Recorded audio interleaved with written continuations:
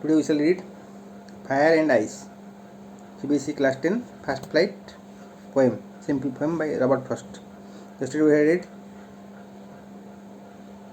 Dust of Snow by Robert Frost. Very simple poem. Fire and ice, two opposite things. Fire means heat, ice means cold. But here Robert Frost is meaning something different.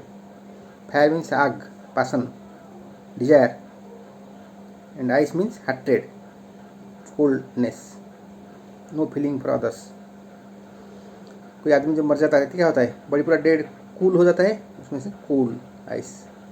जैसे अभी global warming चल रहा है, दुनिया में बहुत गर्मी बढ़ रहा है, इतना गर्मी हो जाएगा कि लास्ट में पूरा आग में सारी दुनिया ख़त्म हो जाएगा. तो बोलते हैं दुनिया कैसे ख़त्म होगा, आग से. ऐसे ही कोल्ड से, आइस से भी ख़त्म हो सकता है दुनिया. आइस में तो बहुत बड़ा बड़ा ग्लाशियर सब है, वो सब पिघल जाता है, पानी आएगा तो दुनिया डूब जाएगी उसमें. ऐसा भी है, बाइबल में है, उसका हिंट से जैसे दुनिया ख़त्म हो सकता है. हम let us read the poem. Some say the world will end in fire, some say in ice. कोई कहता है कि दुनिया आग से ख़त्म हो जाएगी, और कोई कहता है कि आइस से, बर्फ़ से पिघल जाएगा. From what I have tasted of desire, I hold with those who favour fire. Desire means passion जो है दुनिया लोगों का इतना, फायर उसके बारे में पढ़ते हैं. पोएट उनको बोलते हैं कि फायर से डिस्ट्रॉय हो जाएगा.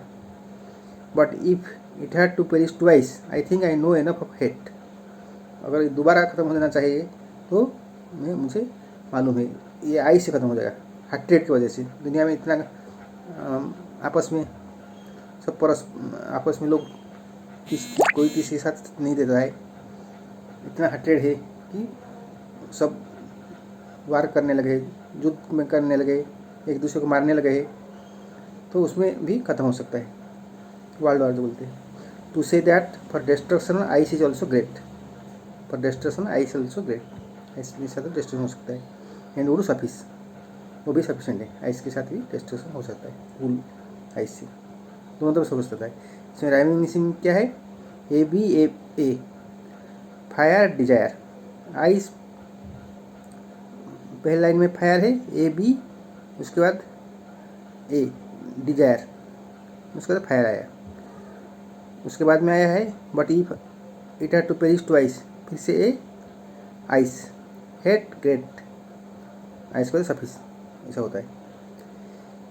पेरिस मतलब डाई, सफिस मतलब सफिशेंट, आइस भी सफिशेंट. बहुत सिंपल पोएम है रॉबर्ट फ्रॉस्ट का. तुम लोग पढ़ो इसको, फिर से इनर मीनिंग समझने की कोशिश करो. इसमें क्या है कि फायर और आइस दोनों अपोजिट है. आग से के दरिया में भी डूब के मर सकता है, और पिघल के पानी में भी मर सकता है. उसका इंस्पिरेशन लिए थे दूसरा सब्जेक्ट से. रॉबर्ट फ्रॉस्ट अमेरिकन पोएट है, वो बोलते हैं इसी हिसाब से. सिंपल पोएम हम याद कर लो तो अच्छी तरह से लिख सकते हो. और दूसरा का कुछ क्वेश्चन आंसर हम नेक्स्ट क्लास में डिस्कशन करेंगे. अगर तुमको अच्छा लगा है तो चैनल सब्सक्राइब कर दो, शेयर कर दो और कमेंट करो. बेल बटन प्रेस कर दो, सब्सक्राइब बटन प्रेस कर दो. कुछ डाउट है तो कमेंट करो.